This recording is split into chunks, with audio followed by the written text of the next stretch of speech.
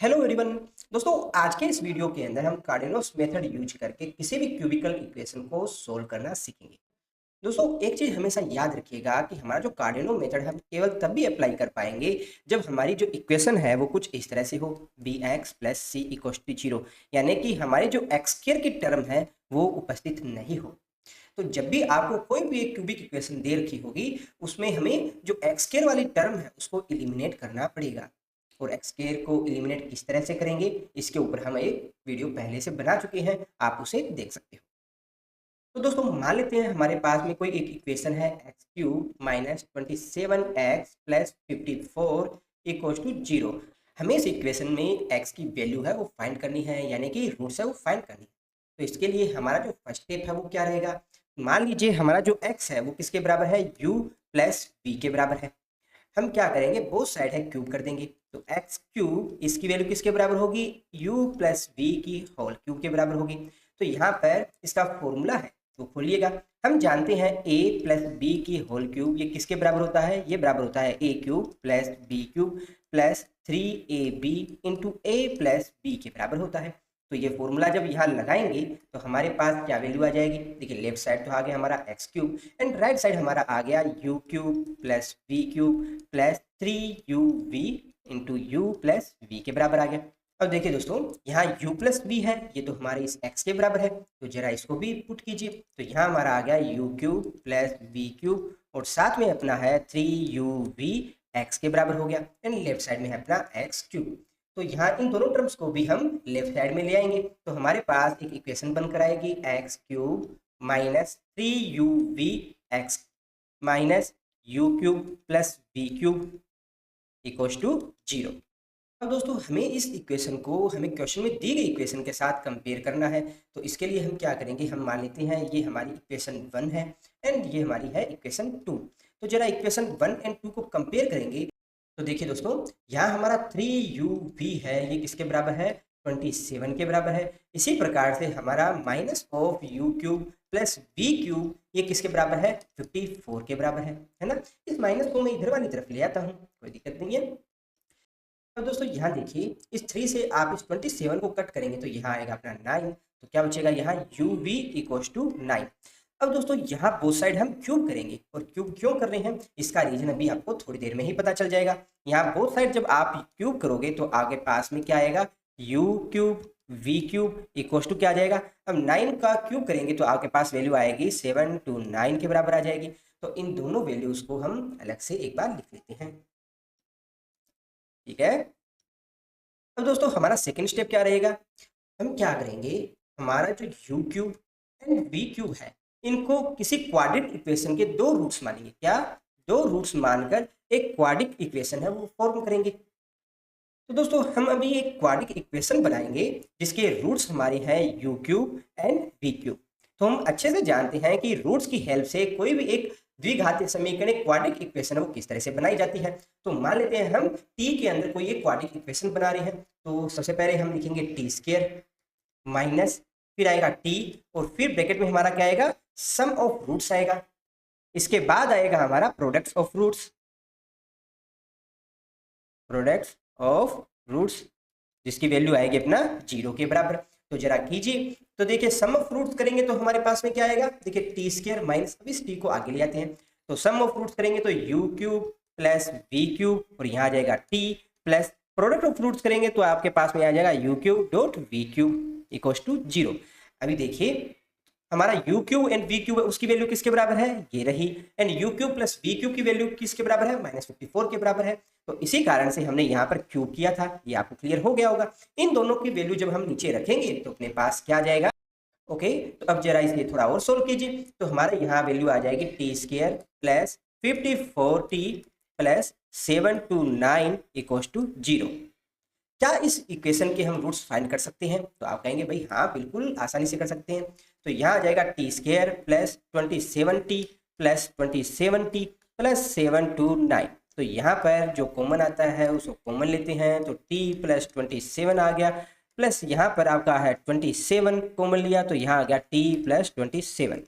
Okay, तो यहाँ से हमारे पास में देखिए क्या बनकर आया, t+27 और यहाँ अपने पास में आ गया t+27 इक्वल्स टू 0।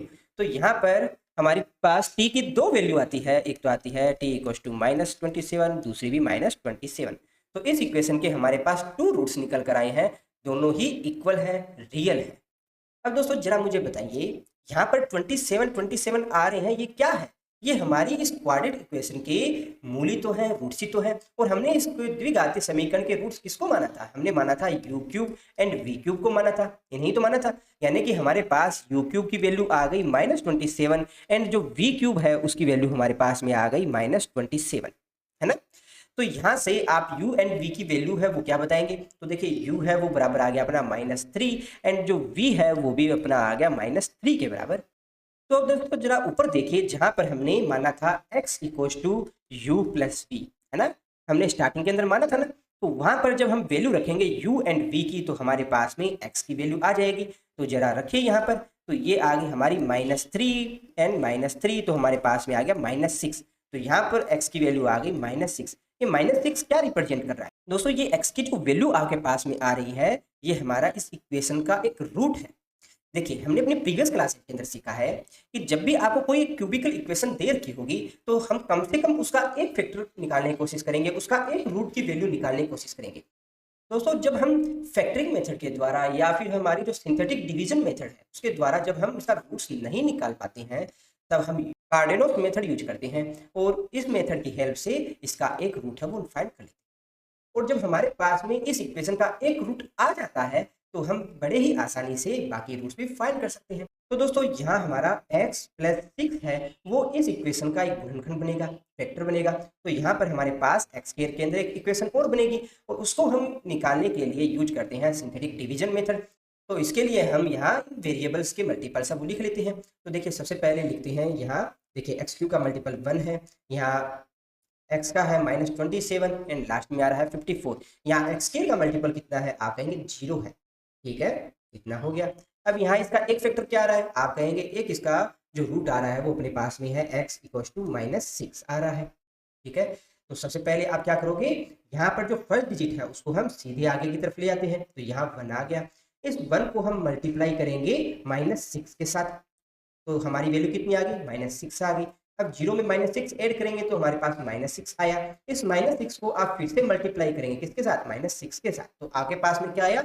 36 आया। इस 36 को जब आप -27 में ऐड करेंगे तो आगे पास में आएगा 9, ठीक है। इस 9 को फिर से आप मल्टीप्लाई कीजिएगा -6 के साथ, तो आगे पास वैल्यू आई -54। तो फाइनली वैल्यू अपने पास आ गई 0। तो यहाँ पर हमारे पास में जो इक्वेशन है वो क्या निकल के आई? देखिए यहाँ पर जो आपके पास में जो डिजिट आ रहे हैं वो हमें रख देना है, हमारा जो ax² plus bx plus c equal to 0, यहाँ a b एंड c की जगह तो रखेंगे तो अपने पास क्या आ जाएगा? देखिए x² -6x plus 9 equal to 0। तो दोस्तों फाइनली हमारे इस क्यूबिकल इक्वेशन के फैक्टर्स आ जाते हैं x प्लस 6 और दूसरा हमारे पास में है x² -6x प्लस 9, ठीक है, ये इक्वल टू 0 है। क्या आगे अभी आप इस इक्वेशन को सोल्व कर सकते हो?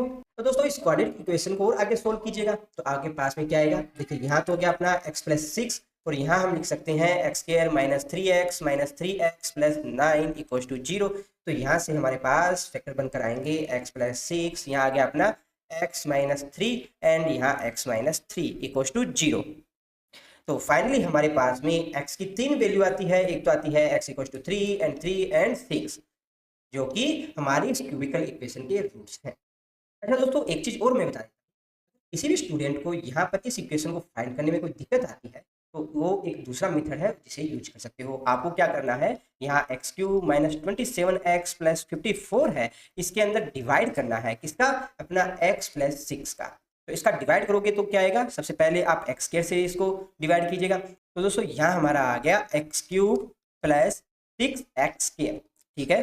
तो इससे आगे सोल्व करेंगे माइनस माइनस तो ये वाली टर्म तो कट जाएगी, यहाँ आ गया अपना 6x² -27x।